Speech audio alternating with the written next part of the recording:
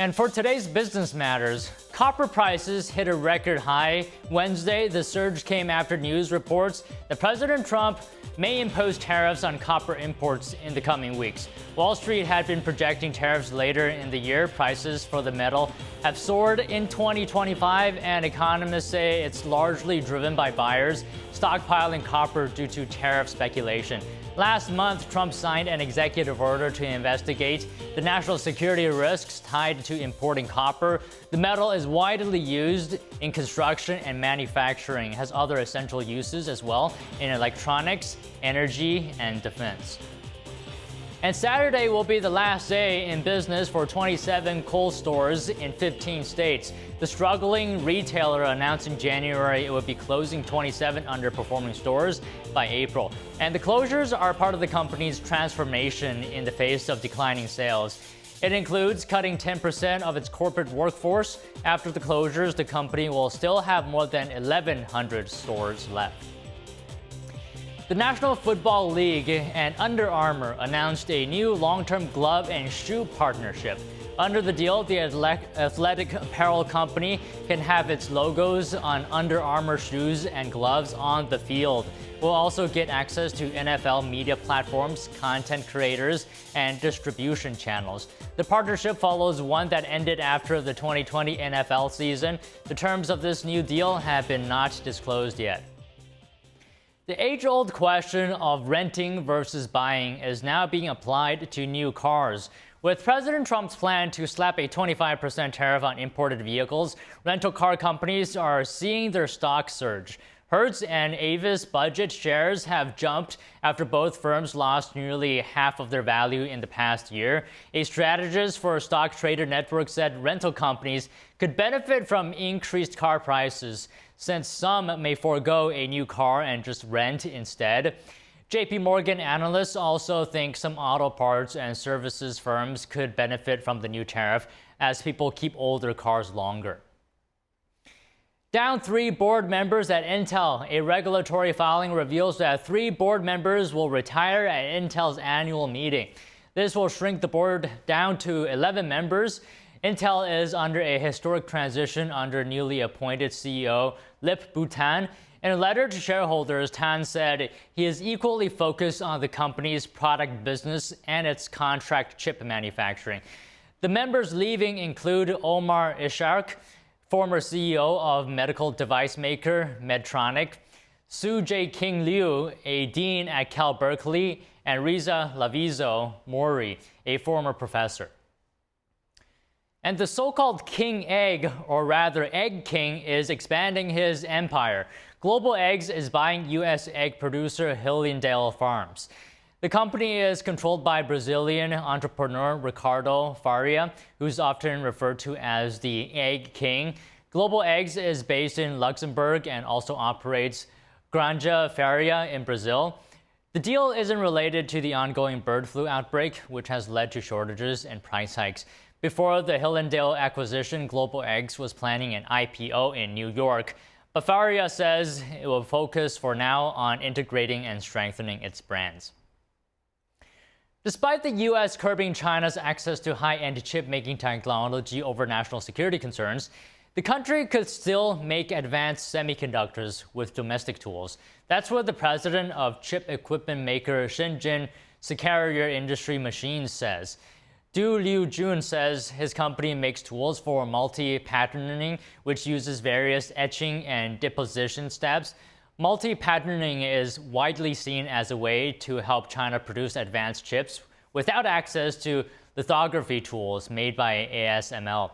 Du warned, though, that multi-patterning could create challenges like increasing the number of manufacturing steps. Boeing has a backup ready if its MAX 10 production is not approved.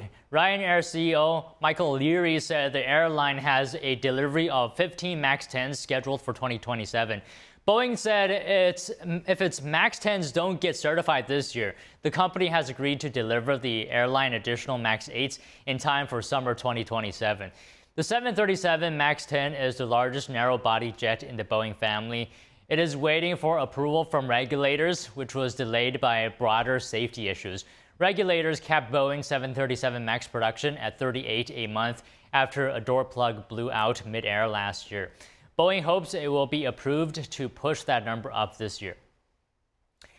Ryanair's boss said he met Boeing commercial airplane CEO Stephanie Pope earlier this week. He said Boeing doesn't think aircraft or aircraft parts would be affected by tariffs, but couldn't completely rule it out. Many Americans see higher inflation on the horizon, and some businesses are scaling back on hiring. Economic uncertainty is fueling an increase in pessimism. Here's more.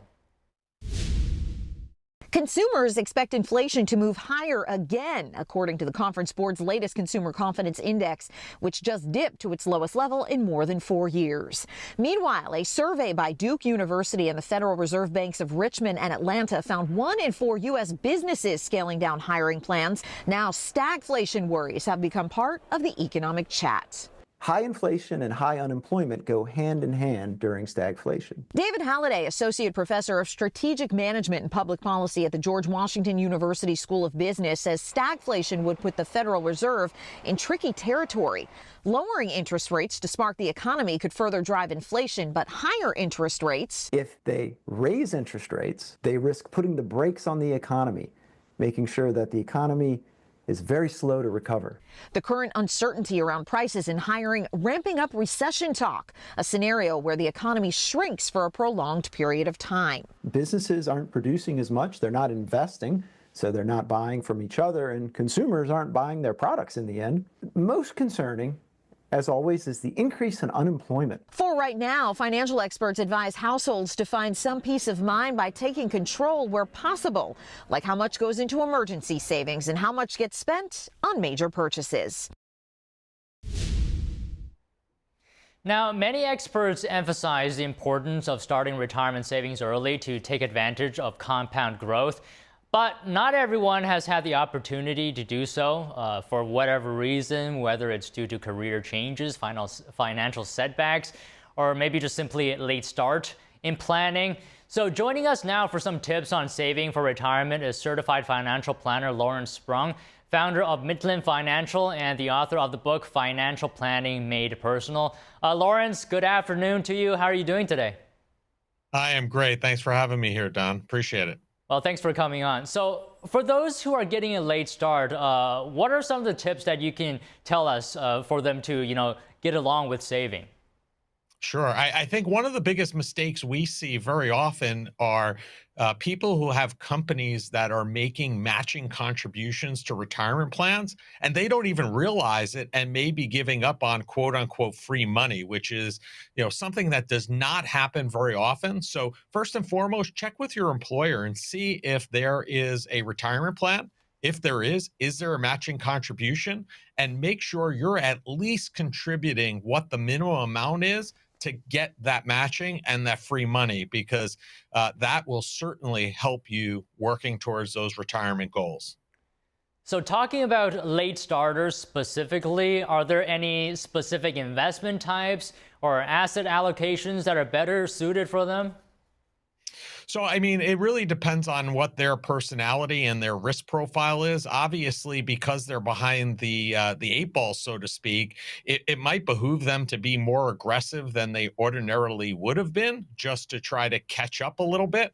But they have to understand, on the other side of that equation is the fact that by taking on that additional growth opportunity, they also take on that additional risk to the downside. So they have to be completely comfortable with where they're at and what they're doing.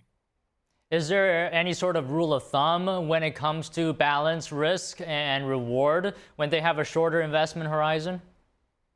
So there are plenty of rules of thumb out there in terms of how to balance that allocation between stocks and bonds. The old rule used to be take 100 minus your age, and that's how much you should have in stocks. So for example, if you're a 60-year-old saving, if you take 100 minus 60, you should have a 40% allocation to stocks, 60% to bonds.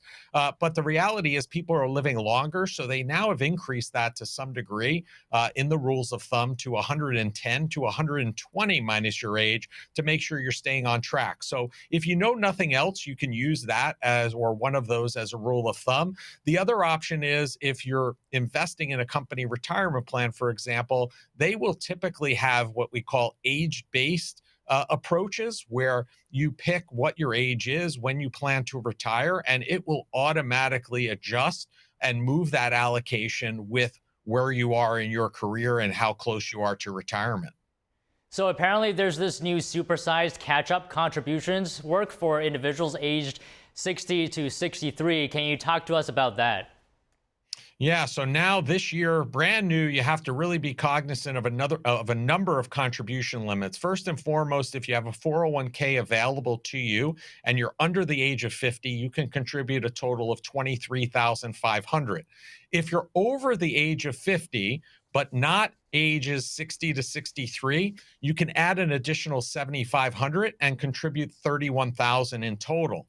This year, special supersize contribution, as you mentioned, if you happen to be ages 60 to 63, you can contribute the $23,500 plus an additional $11,250 for a total of $34,750. So I know there's a lot there. You have to be cognizant of where you fall in those ranges, how much you can contribute. So make sure you check in with your 401k plan and find out what the maximum amount is for you in 2025. Can you also talk to us about some potential lifestyle adjustments, for those late starters that you would recommend who want to try to save aggressively? Yeah, so saving aggressively comes with sacrifices today, right? So what you want to do is really be mindful of what your budget is. Go through your budget, find out and be aware of how much money's coming in, how much is going out, and where it's going out. Things that you definitely know you don't need, cut them out right away. If there are subscriptions that you thought were a great idea, you used 2 and 3 years ago, and you're not using them at all, get rid of them. If you have providers, cell phone, cable, alarm, things like that, that you've been a valued customer for a very long time, and perhaps they're offering better deals to new customers, contact them. Tell them that you want to stay loyal, but you would really appreciate getting that bill cut from where you are today to as if you're a new customer, and you'd be surprised. And then when you have all these savings, take it, allocate it to that retirement plan, and help you catch up faster. So, we've talked about strategy for catching up on retirement savings, but can I also get your comments on the flip side where, more Americans than ever are apparently dipping into their retirement savings prematurely. So that's whether due to financial hardship or unexpected expenses. So how does withdrawing retirement funds early impact long-term financial security? Yeah, that is a very difficult topic and a very, balanced approach. You have to be very mindful of what you're doing by taking that money out, because obviously you need that money or you may need access to it, but you may be doing a lot more harm than you know, because number one is the money coming out is going to be taxable to you. It's number two, if you're under 59 and a half, there's an additional 10% penalty. And then not to mention that you're now using the availability for that money to grow and earn and grow over a substantial amount of time. So $10,000 today taken out of your retirement plan could be the equivalent of $40,000 or $50,000 down the road, which could significantly hinder things, especially on a larger amount.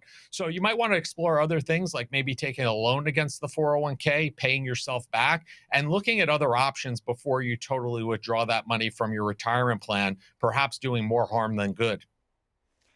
Well, all right, Lawrence, it's always great to speak with you. Great advice. Thank you very much. Thank you, Don. Next, Goldman Sachs has raised its full price forecast for gold to $3,300 per ounce for the end of the year. And the investment bank said the increase is in response to continued demand from central banks and stronger than expected exchange-traded fund inflows. Gold ETFs allow investors to exposure to gold without having to directly buy it and resell it. Goldman expects large Asian central banks to continue their aggressive gold purchases for the next 3 years to 6 years. And as for the gold ETF side, Goldman said economists expect more Fed cuts, which is the base for more ETF purchases. And now onto movie news. Some of the Avengers are assembling once again to join a now jam-packed Avengers Doomsday cast lineup. Marvel announced that a slew of superheroes will be featured in the next installment of the popular franchise. They include Chris Hemsworth, who plays Thor, Paul Rudd as Ant-Man, Anthony Mackie as Captain America, Sebastian Stan as the Winter Soldier. But the cast won't just feature Avenger favorites. It's also bringing in the X-Men. Patrick Stewart as Professor X, Ian McKellen as Magneto, James Marsden as Cyclops, and Rebecca Romijn will reprise their roles. So Avengers Doomsday is going to hit theaters on March 1st, 2026. Mark your calendars. AMC is teaming up with cinema systems developer CJ4Dplex to open 65 locations that are designed to make moviegoers feel like they're at the center of the motion picture. The Screen X and 4Dplex cinemas are planned for locations in the US and Europe. The innovative screen format creates a 270-degree panoramic viewing experience across 3 cinema screens. The 4Dplex auditoriums will come with laser projectors, immersive sound motion, based seats, and other effects like wind, lightning, and even scents. The first theaters are set to open this summer. The rollout is expected to be complete by 2027. H&M sales were up just 1% in March after a weaker than expected first quarter, signaling a slow start to spring and summer season for the Swedish fast fashion retailer. Here's more. H&M has endured a weak start to the year. The fast fashion retailer said Thursday sales rose 2% over the December to February period, missing analyst expectations. The gain was then even weaker in March. H&M's income was hit by discounting, but Chief Executive Daniel Erver played down any concerns. He said the first quarter was always the weakest period for H&M and said he was feeling confident about the coming months. Erver took over little more than a year ago. He's trying to revive the company's prospects through better marketing to keep pace with rivals like Shein and Zara. That has seen costs rise as H&M spends big to sign up stars like singer Charli XCX. The firm sponsored a string of her concerts last year.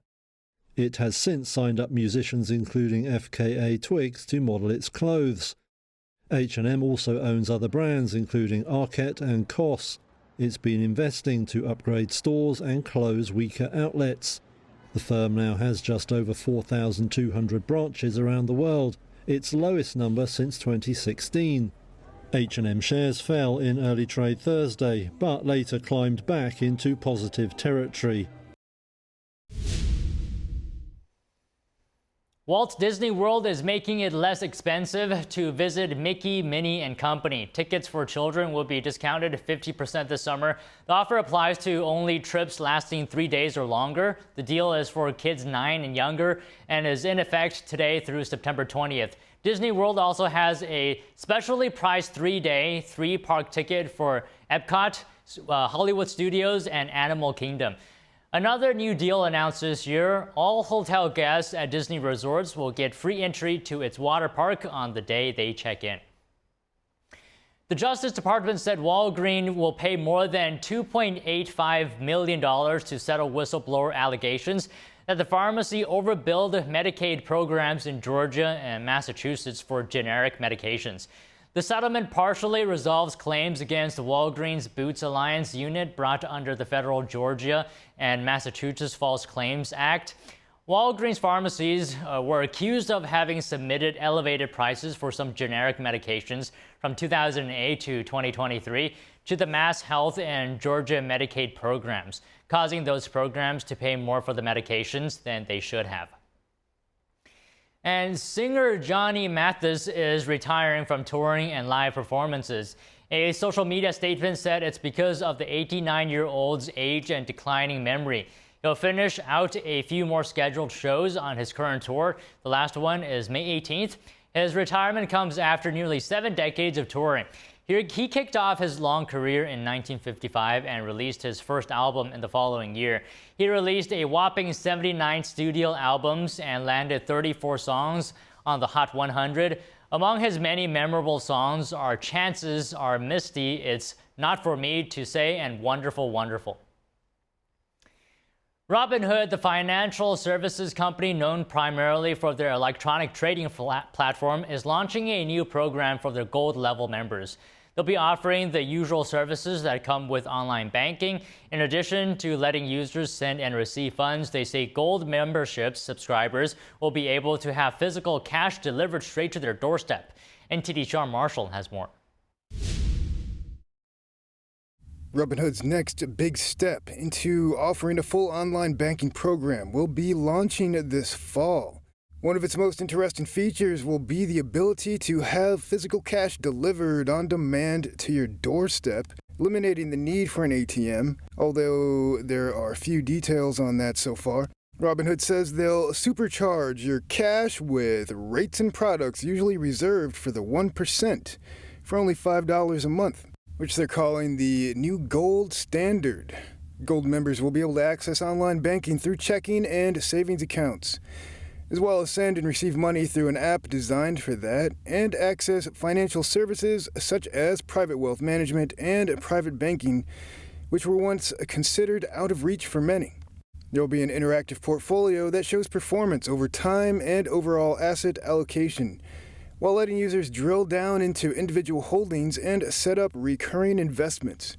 Other benefits include a 4% annual percentage yield on savings, which is 9 times the national average, FDIC insurance of up to $2.5 million on accounts, and a low 0.25% annual management fee for all customers, with a yearly cap of only $250 for Robinhood Gold members. That cap will keep the customers from paying fees that can grow exponentially to hundreds of thousands of dollars a year. So with Robinhood strategies, we're changing all this because this is what it should look like.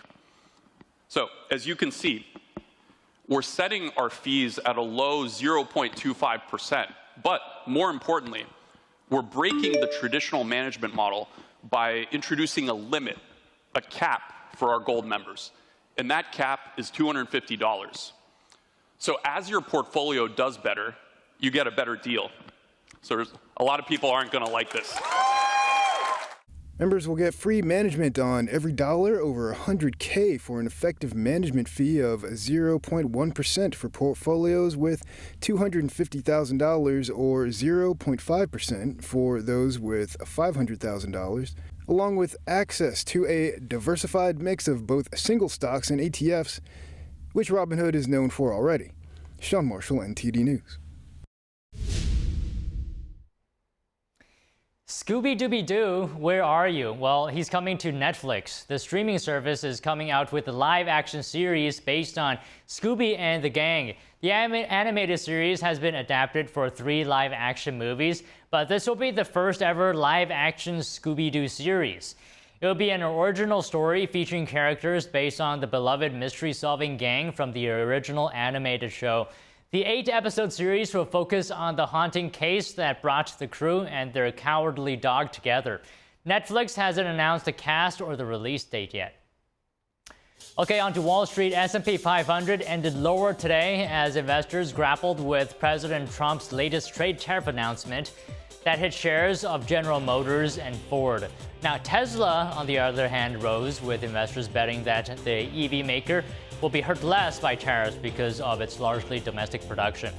And the number of Americans filing for new applications for unemployment benefits slipped last week, while the jobless rate appeared to have held steady in March. And that is it on Business Matters today.